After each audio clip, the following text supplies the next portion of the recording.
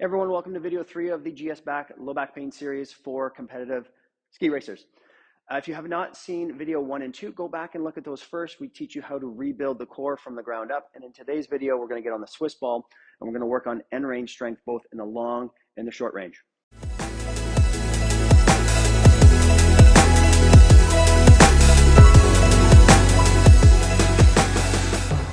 Right into it, we're going to grab a Swiss ball. Now, the nice thing with the Swiss ball is it provides support from the hips and the spine, and we can either bring it lower down to make it more challenging, or we can bring it up to make it easier. So we're going to start with the lateral sling, or the lateral core muscles, and we're going to bring that top leg behind us and the front leg in front of us. So I'm pressing my feet into the wall here. So I got my forefoot on the wall there. So I'm getting my groin to work. I'm getting my outer foot to get my glutes going. So I'm going to side bend and stretch and open up this whole lateral chain. So the obliques and the QL here that tend to get a little bit neglected and a little bit weak and overstretched, we're going to provide some strength through this long range. So I'm not just passively falling and letting in, I'm keeping those muscles engaged with my outer hip as I go in. And then as I hold that, I'm going to consciously engage and pull all the way up into the short range. Add a little bit of rotation at the top, because they do add on a little bit of rotation. And if you want to make this more challenging, we can put the hands behind the back or behind the head and open that up. So now we're getting the lat involved. Or if I want to make it even more challenging, I can lengthen the lever to my hands overhead. So I'm really opening this up.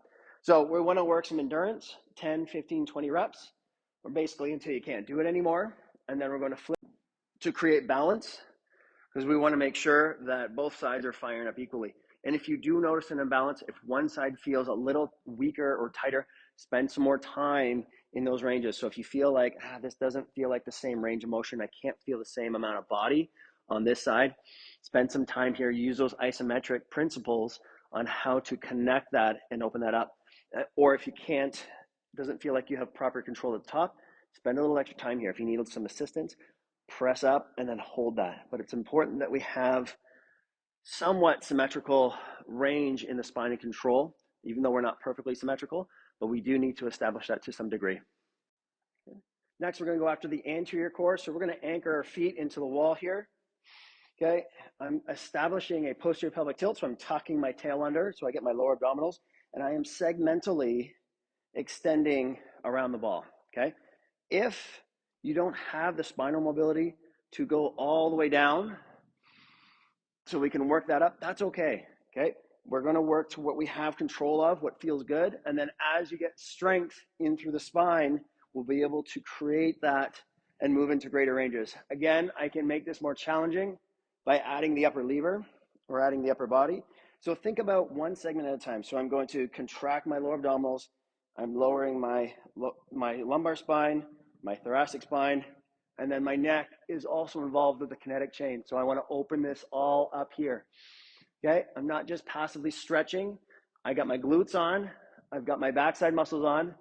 And then as I come up, my eyes are looking, my chin is tucked. Give a little exhale as I come back up to breath match. And then slowly reverse that back down, okay? We can play with isometrics here, okay? If you want that little bit extra burn, we can play with different hip positions like so. So if you feel like you can do full range of motion, we can actually play here. But again, we're not just passively stretching, we are strengthening in and out of that full flexion and extension. And then lastly, we're going to lay on the ball. So we're putting the ball around the hips, the belly button area. And again, I've got my feet anchored into the wall. So I got my toes locked in. I got my calves locked on, glutes and hamstrings.